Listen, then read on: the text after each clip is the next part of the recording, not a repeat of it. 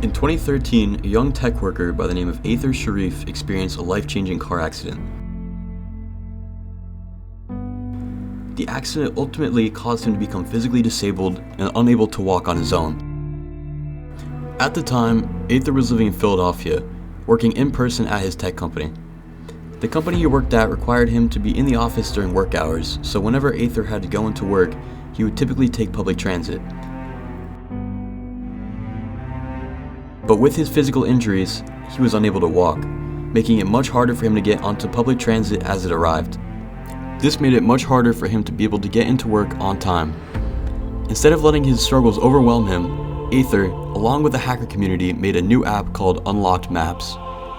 This app allows the user to see in real time how accessible rail transit stations are in 6 metro areas. This app was able to help many of those with disabilities be able to catch their public transit vehicles on time, which helped those with disabilities get to the places they need to be also on time. Online mapping has been around for some time, beginning in 1993 with the Park Map Viewer. This online map service was the blueprint for what online maps would look like in the future, using similar layering and zoom features that we see in present-day apps like Google Maps, Apple Maps, or even Waze. The online mapping invention was obviously very beneficial to our society today, as almost everyone who drives and has a mobile device uses online maps to get to their destination. Many vehicles now have online maps built into their software, showing that online maps have taken over our modern-day transportation completely. But even with all this revolutionary technology, there have still been flaws within systems like public transit and Apple Maps. For a long time, software designers and map makers never took into account how accessible things like traveling to another location would be for those in wheelchairs or those who use other aided transportation devices.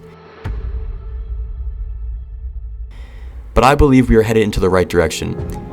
With new features in transportation apps like Uber Assist and new wheelchair accessibility options on Google Maps, there's hope one day that transportation will be as accessible for those with disabilities as it is for people with no physical disabilities. I personally think that everyone with physical disabilities should be able to travel with public transportation or travel in general as easily as someone without disabilities. I think if we put more effort into creating more wheelchair accessible features within our transportation and apps, people with disabilities can finally stop thinking of their disabilities as disabilities. Putting more things like ramps in our subways and allowing more time for people with disabilities to board things like trains or buses will be very beneficial to those struggling with traveling due to a physical condition. So I think what the future for me looks like is personalized designs. And that's what my research focuses as well, to kind of think about tools that we can build that can automatically adjust to a person's abilities.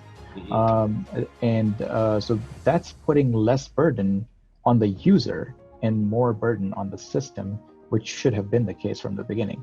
Traditionally, what we see today is are people building technologies for people with disabilities without people with disabilities, and I think that's problematic. That's very dangerous because it doesn't represent the population. It's an assumption of what they need, and not necessarily getting them involved in the process. So I think that's important to do, and I think that's what our future should look like.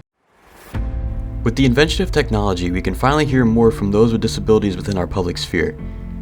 For a long time, I felt as if those with disabilities were often ignored by those in higher positions, in order to make the world convenient for those with no disabilities.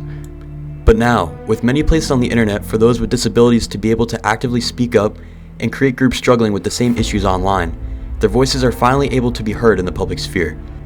Platforms like Reddit groups or Facebook groups really allow for people with disabilities to speak up about their issues with travel and really put into perspective for those who don't know what it's like for them.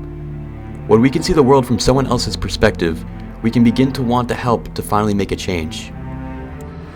In conclusion, Aether Sharif is a prime example of if we want to accomplish it, we can.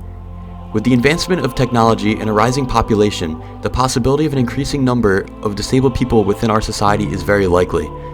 Instead of looking at them differently or ignoring their needs, we should treat them how we would want to be treated if we were in their shoes, and attempt to better society by incorporating more accessibility within our public transportation and travel altogether.